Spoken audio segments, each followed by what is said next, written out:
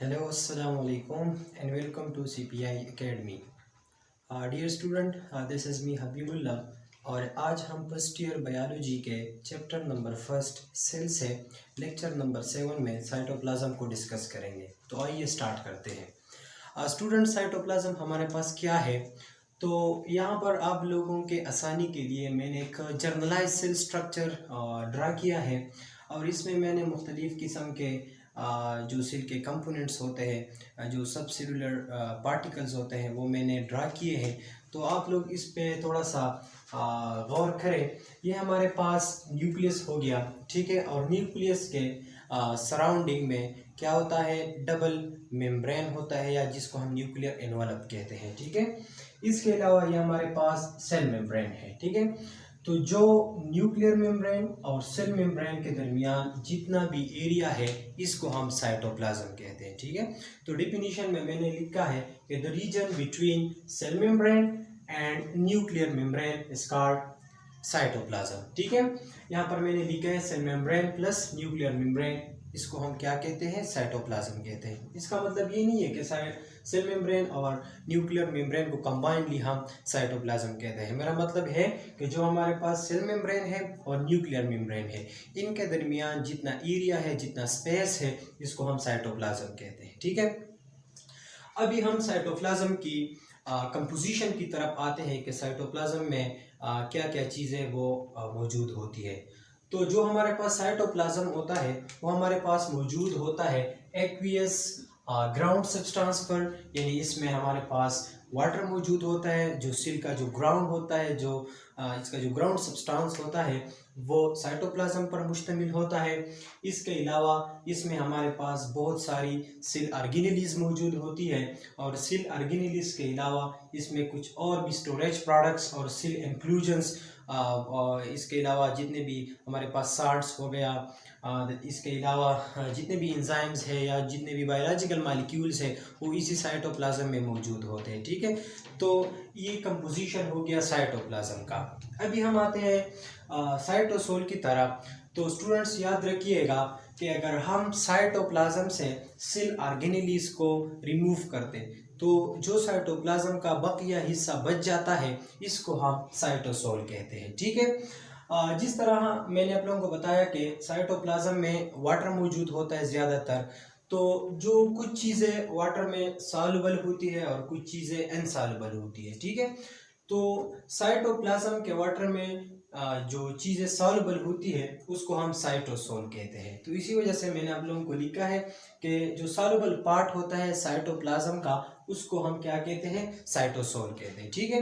अभी जो ये साइटोसोल है ये क्या करता है? ये सेल में जो साइटोप्लाज्म होता है उसका ग्राउंड सब्सटेंस बनाता है और ये साइटोसोल 90% वाटर पर मौजूद होता है और वाटर के अलावा इसमें बहुत सारे मॉलिक्यूल्स, फॉर एग्जांपल प्रोटीन्स हो गए, अमाइनो लिपिड्स हो गए, कार्बोहाइड्रेट्स हो गए, जो कि लाइफ को सस्टेन करते हैं, वो मॉलिक्यूल्स इसमें मौजूद होते हैं, ठीक है। अभी हम साइटोसोल की तरफ आते हैं। साइटोसोल में जो सोल्यूशन बनता है वो 2 टाइप्स का होता है, ठीक है। एक हमारे पास ट्रू सोल्यूशन होता है और एक हमारे पास कोलाइडल सोल्यूशन होता है, ठीक है। यानी जो लिक्विड पोर्शन ऑफ साइटोप्लाज्म होता है उसमें वो 90% वाटर पर मौजूद होता है। तो इसी वाटर में कुछ चीज़ें हल होती है और कुछ चीज़ें हल नहीं होती। तो इस बिना पर साइटोसोल की 2 टाइप्स है। साइटोसोल की 2 टाइप्स है। एक को हम कहते हैं ट्रू सोल्यूशन और एक को हम कहते हैं कोलाइडल सोल्यूशन। तो जो हमारे पास ट्रू सोल्यूशन होता है ये स्मॉल मॉलिक्यूल से बनता है, यानी जो स्मॉल मॉलिक्यूल्स होते हैं वो साइटोसोल की इसी वाटर में डिजॉल्व होती है। तो इसी वजह से जो सोल्यूशन हमारे पास बन जाता है उसको हम ट्रू सोल्यूशन कहते हैं। यानी जिस तरह सोल्यूशन में एक सॉल्यूट होता है और एक सॉल्वेंट होता है, तो यहाँ पर सॉल्वेंट साइटोसोल में वाटर हो गया और जो सॉल्यूट होते हैं वो अमाइनो एसिड, साल्ट्स वगैरह इस तरह ये या शुगर्स वगैरह वो हो गए, ठीक है। तो ये अमाइनो एसिड, साल्ट्स हो गए, शुगर्स हो गए, ये इसी वाटर में कंप्लीटली डिजॉल्व होते हैं। तो इसी वजह से साइटोसोल में जो सोल्यूशन बन जाता है उसको हम ट्रू सोल्यूशन कहते हैं। दूसरा हमारे पास है colloidal solution. Colloidal solution mean suspension form में जो होता है, ठीक है। यहाँ पर जो कोलाइडल सोल्यूशन बन जाता है ये लार्जर मॉलिक्यूल्स की वजह से बन जाते हैं, क्योंकि वो साइटोसोल की वाटर में डिजॉल्व नहीं होते, वो सस्पेंशन फॉर्म में वो रह जाते हैं। तो जो कंप्लीटली वाटर में डिजॉल्व नहीं होते वो मॉलिक्यूल्स हमारे पास कौन कौन से हैं? वो हमारे पास प्रोटीन है, लिपिड्स है वगैरह, ये हो गए। ठीक है, colloidal solution further to form में एग्जिस्ट करता है। एक को हम कहते हैं सोल और दूसरे को हम कहते हैं जेल। अभी सोल का क्या मतलब है और जेल का क्या मतलब है? साइटोसोल का जो नॉन विस्कस पार्ट होता है उसको हम सोल कहते हैं, और जो हमारे पास विस्कस फॉर्म होता है उसको हम जेल कहते हैं। ठीक है, इधर मैंने आप लोगों को एक दो टर्मिनोलॉजीज लिखी है मैंने, यहाँ पर आप लोग गौर करें। एक हमारे पास होता है एक्टोप्लाज्म और एक हमारे पास होता है एंडोप्लाज्म, यानी साइटोप्लाज्म का के दो पोर्शन है, एक एक्टोप्लाज्म और एक क्या है हमारे पास एंडोप्लाज्म।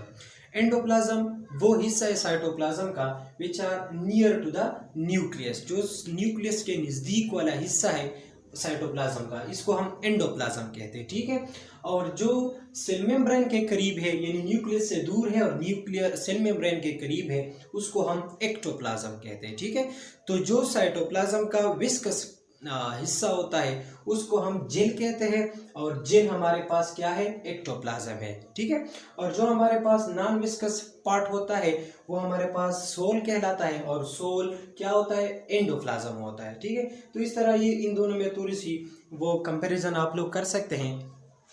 अभी हम आते हैं फंक्शंस की तरफ। तो जिस तरह आप लोगों को पता है कि साइटोप्लाज्म एक स्टोर हाउस है मुख्तलिफ़ किस्म के सेल ऑर्गेनेलिस के लिए, मुख्तलिफ़ किस्म के मेटाबॉलिक रिएक्शंस प्रोसेसेस के लिए।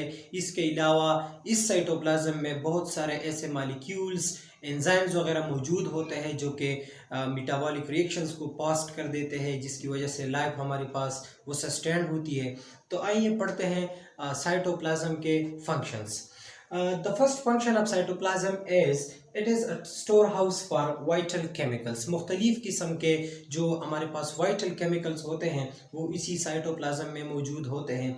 इसके अलावा इसमें मुख्तलिफ किस्म के केमिकल रिएक्शंस वो होते हैं, जिस तरह हमारे पास प्रोटीन सिंथेसिस हो गया। प्रोटीन सिंथेसिस के अलावा जो हमारे पास रिस्पायरेशन है उसका एक स्टेप ग्लाइकोलिसिस वो भी इसी साइटोप्लाज्म में होता है। तो जो जितने भी मेटाबॉलिज्म है या मेटाबॉलिक रिएक्शंस है वो भी साइटोप्लाज्म में होते हैं, और साइटोप्लाज्म सेल ऑर्गेनेलिस के लिए जगह प्रोवाइड करती है। It is the most important function of cytoplasm के जितने भी सब सेलुलर स्ट्रक्चर्स है जिसे हम सेल ऑर्गेनेलिस कहते हैं वो इसी साइटोप्लाज्म में मौजूद होते हैं। फॉर एग्जांपल माइटोकॉन्ड्रिया, इस तरह ये हमारे पास गोल्जी ऑपरेटस है, ये हमारे पास एंडोप्लाज्मिक रेटिकुलम है, ये हो गया साइटोस्केलेटन, ये हमारे पास वेसिकल्स हो गए, ये हमारे पास राइबोसोम है, और ये सेंट्रियोल्स है।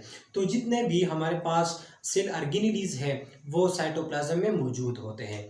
और आप लोग याद रखिएगा कि सेल ऑर्गेनेलिस को हम सब सेलुलर स्ट्रक्चर्स कहते हैं, और सेल ऑर्गेनेलिस के दो इम्पोर्टेंट मतलब वो निशान जिसे हम कहते हैं कि हम किस तरह सेल ऑर्गेनेलिस को पहचानेंगे, तो आप लोग दो कैरेक्टरिस्टिक्स आप लोगों ने याद करने हैं कि एक तो वो मेम्ब्रेन बाउंडेड होगा और दूसरा उसका एक ख़ास स्ट्रक्चर और फंक्शन वो परफॉर्म करेगा सेल के अंदर। तो जिन सब सेलुलर स्ट्रक्चर्स में ये दो कैरेक्टरिस्टिक्स मौजूद होते हैं उसे हम सेल ऑर्गेनेलिस कहते हैं, और ये सेल ऑर्गेनेलिस किधर मौजूद होते हैं? साइटोप्लाज्म में प्रेजेंट होते हैं। ठीक है, अभी मैंने कुछ एक्स्ट्रा पॉइंट्स आप लोगों के लिए लिखे हैं।